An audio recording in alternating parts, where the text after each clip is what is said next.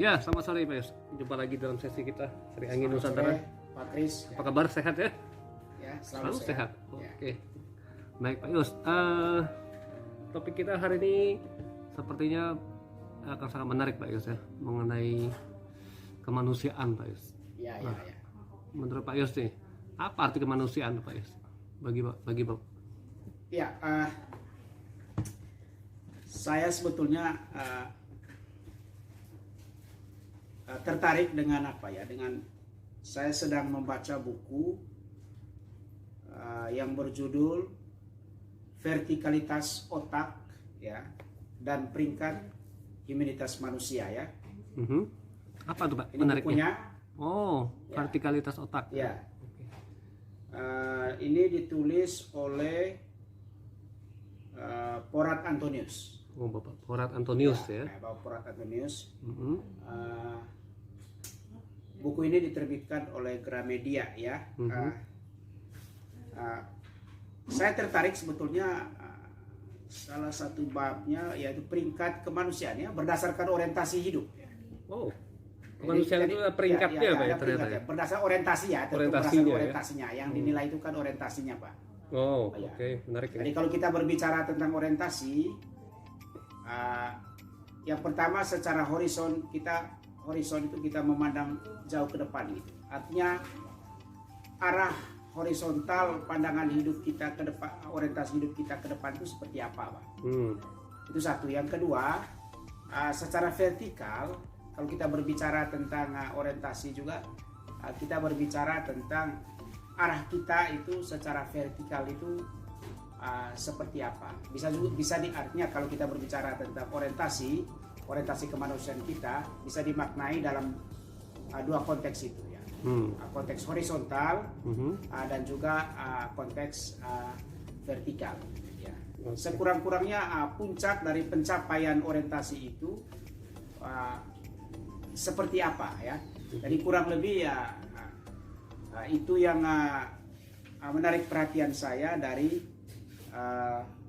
buku ini ya.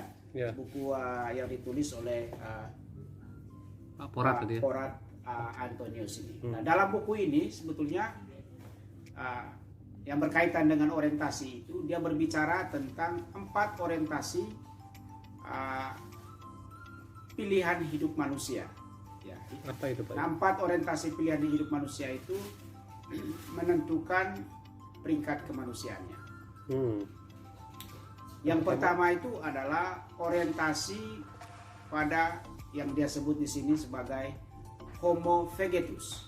Homo vegetus. Ya, itu yang pertama. Yang kedua itu dia sebut orientasi pada Homo mammalibus. Mammalibus. Ya. Okay. Lalu kemudian yang ketiga orientasi pada Homo sapiens. Sapiens. Ya. Lalu kemudian yang keempat orientasi kemanusiaan pada Homo Deus. Homo Deus. Ya. Okay. Tadi ya Homo Deus menurut buku ini merupakan puncak tertinggi dari orientasi kemanusiaan kita. Ya. Nah, kalau kita Homo vegetus ya, yang paling dasar ya. Vegetus ya itu kan berkaitan dengan tumbuh-tumbuhan sebetulnya Pak. Tanaman gitu ya. Ya.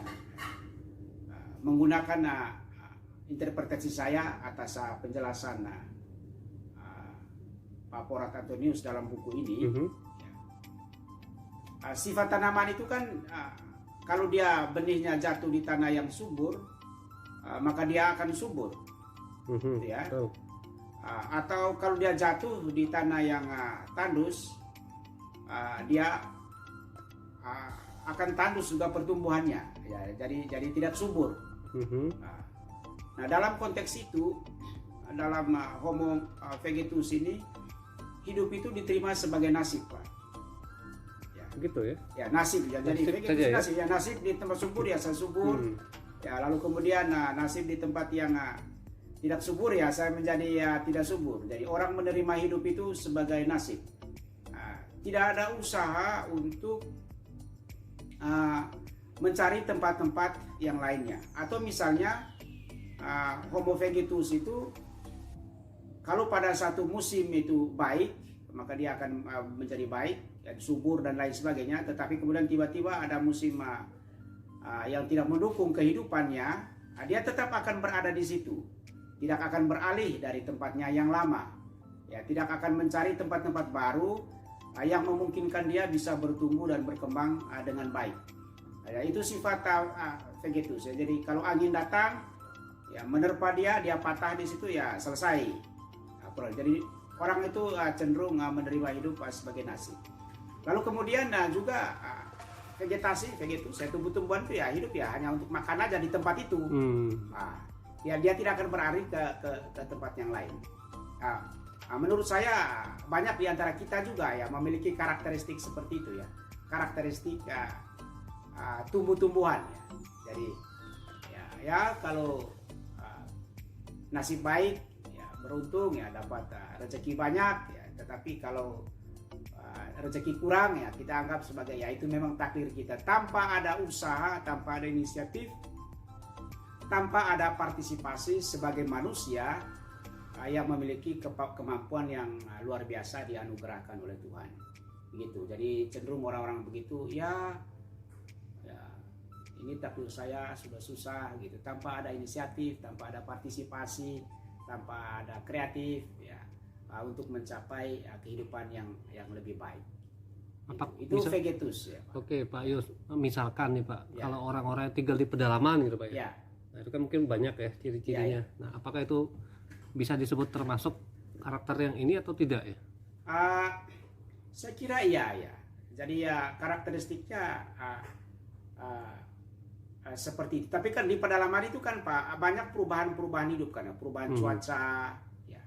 Lalu kemudian persediaan sumber daya alam juga kan ya tidak mesti selalu sama dari zaman dulu kan zaman sekarang.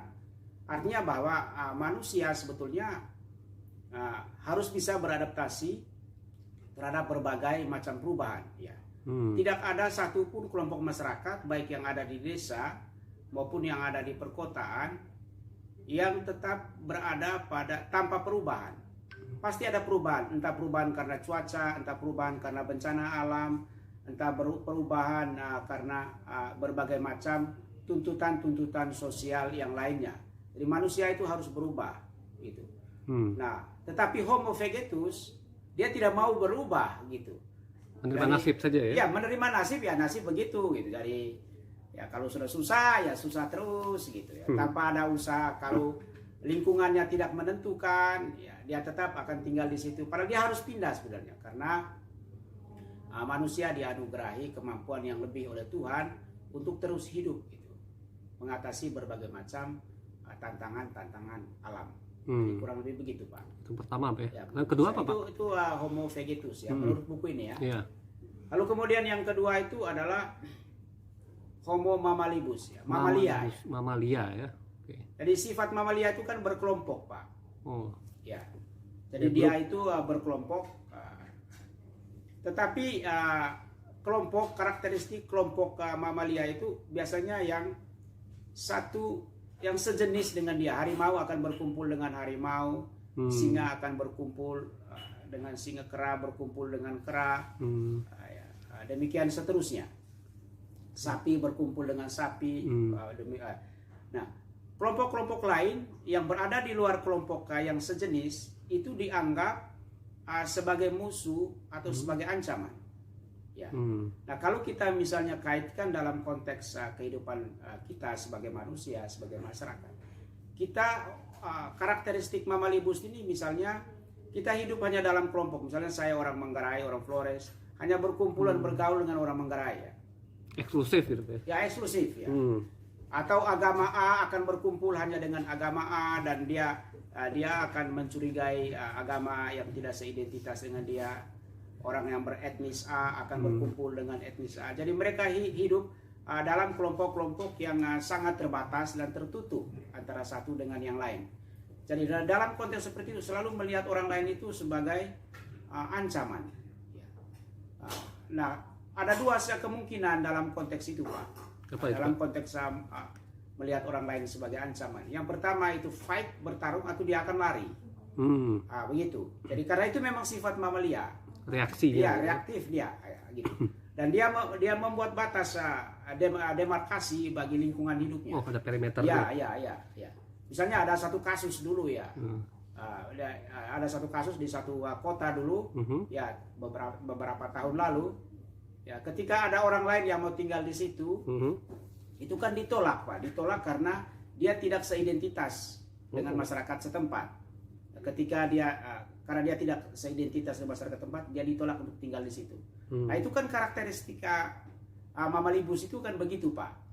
Jadi ada orang yang memang orientasinya ya begitu. Ya. Polanya seperti ya, polanya begitu. Tetapi Homo Mamalibus ini kalau kita melihat peringkatnya mungkin agak lebih tinggi dari Vegetus ya, karena dia sudah bisa berkumpul, bisa berada dengan orang lain, walaupun dia mendefinisikan koeksistensinya itu hanya dalam konteks seidentitas, identitas agama, ras, budaya ataupun etnis itu, Pak. Apakah itu bisa disebut egosentris, Pak? Kalau ego itu kan berkaitan dengan diri ya, Iya. Pak, ya. Jadi ini kan berkaitan dengan community, Pak. Jadi kalau mamalia itu kan sudah komunitas ya. Jadi ya mungkin ego kelompok lah. Ego kelompok ya, mungkin. Kalau ego kelompok ya itu begitu, Pak ya. Nah, biasanya narsismenya tinggi, Pak. Jadi melihat kelompoknya itu sebagai sesuatu yang sangat agung. Jadi mereka kan cenderung dalam apa yang disebut oleh Erich Fromm itu narsisme ekstrim ya. Narsisme ekstrim ya. Narsisme ekstrim. Jadi mereka melihat kelompok mereka itu sangat agung gitu. Dan biasanya kalau kita sudah mendefinisikan diri atau kelompok sebagai yang agung, maka kita akan cenderung mudah sekali resisten kalau dicolek oleh orang lain, kalau dikritik oleh orang lain dan lain sebagainya, ya mudah marah dan lain sebagainya. Nah, saya kira kasus-kasus intoleransi itu dia berbasis pada spirit Mamalibus itu dan juga dengan kecenderungan psikologis narsisme ekstrim itu, Pak. Jadi itu peringkat yang kedua. Okay. Lalu yang ketiga ini lebih rasional ya, peringkat Homo sapiens. Homo sapiens itu kan orang yang manusia yang sadar akan dirinya sendiri. Rasional ya. Rasional ya. Dia tahu bahwa dia berpikir, dia tahu bahwa dia merasa, begitu ya. Jadi dia punya vision, visi ke depan, sadar akan tindakannya, sadar akan berbagai macam pilihan-pilihannya. Nah, dalam kondisi seperti Homo sapiens itu kan dapat kita sebut sebagai manusia yang sudah relatif rasional ya. Jadi kalau manusia relatif rasional itu kan berarti tindakan-tindakan sosial dia ataupun tindakan ekonomis dan lain sebagainya itu dia berbasis pada pertimbangan cost and benefit. Ya. Jadi kalau misalnya benefitnya besar, dia akan mengambil tindakan itu. Tetapi kalau cost-nya besar, dia akan menghindari tindakan itu. Nah, dalam konteks manusia rasional ini sedikit sekali peran etika dan peran moral karena di situ pertimbangannya cost and benefit, bukan pertimbangan baik atau buruk, begitu ya, boleh atau tidak boleh secara etis ya. Nah, hampir semua sekarang kecenderungannya ya mungkin ya bisa saja saya keliru, hampir semua kecenderungan sains dan teknologi sekarang itu yang cenderung dia bebas nilai moral itu berkembang itu dalam konteks itu, Pak, dalam konteks tindakan rasional itu. Jadi meningkatkan yang kita lihat itu kan untungnya berapa ya, benefitnya apa ya. Nah, kalau saya melakukan ini produknya apa ya. Jadi itu adalah sifat-sifat Homo sapiens. Jadi kita dalam konteks itu kita lupa bahwa tindakan humanity, kemanusiaan kita tidak semata-mata berkaitan dengan produknya, tetapi tindakan itu sendiri adalah ekspresi individual, worldview dari seseorang. Bahwa itu ada memiliki nilai ekonomis bagi pihak lain, itu urusan pihak lain gitu. Tetapi kita juga harus belajar respect pada ekspresi diri seseorang. Nah, tetapi manusia rasional, Homo sapiens, dalam bentuk yang kita alami sekarang ini, ya cenderung jatuh dalam pertimbangan-pertimbangan cost and benefit seperti itu, Pak. Nah, tapi itu sudah lebih tinggi dari Homo Mamalibus karena dia dapat bergaul melampaui batas-batas sosialnya. Dia akan melampaui batas sosial agama, dia akan melampaui batas sosial ras, karena yang paling penting bagi dia itu adalah benefitnya apa gitu ya. Jadi itu sangat rasional ya. Begitu. Jadi sains dan teknologi saya kira dia berkembang itu dalam konteks seperti itu. Lalu kemudian puncak yang tertinggi ya menurut Porat Antonius ini dalam buku Vertikalitas Otak ini adalah menjadi Homo Deus itu. Apalagi itu Pak? Ya. Homo Deus itu artinya Deus itu kan Tuhan ya. Jadi, Deus orang Tuhan. yang hidup menurut sifat-sifat Tuhan itu sendiri. Oke. Ya. Ya, sifat Tuhan itu kan ya care ya, peduli dengan orang lain. Ya. Peduli akan keselamatan dunia, ya alam, lingkungan hidup, ya mungkin menguntungkan secara ekonomi misalnya Pak, tetapi dia akan merusak lingkungan. Ya, sustainability dari lingkungan alam bumi itu menjadi akan terancam, maka dia akan mempertimbangkan nilai-nilai itu. Atau misalnya mungkin benefitnya kecil karena dia bergaul dengan orang, tetapi dia memilih untuk bergaul dengan orang karena di sana ada nilai-nilai kemanusiaannya di sana.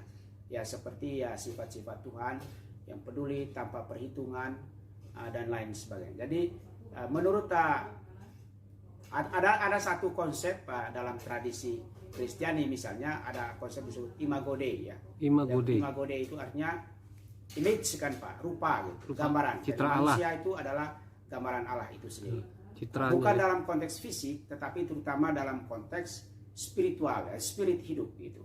Jadi seperti Allah yang memberi rezeki kepada manusia, seperti itu juga manusia memberi rezeki kepada orang-orang lain ya. Sifat baik. Ya, sifat baik ya. Seperti Allah itu mengampuni orang, bermurah hati ya. Seperti itu juga manusia itu bermurah hati antara satu dengan yang lainnya. Jadi saling seperti Allah itu melindungi, seperti itu juga manusia berjuang untuk saling melindungi antara satu dengan yang lainnya.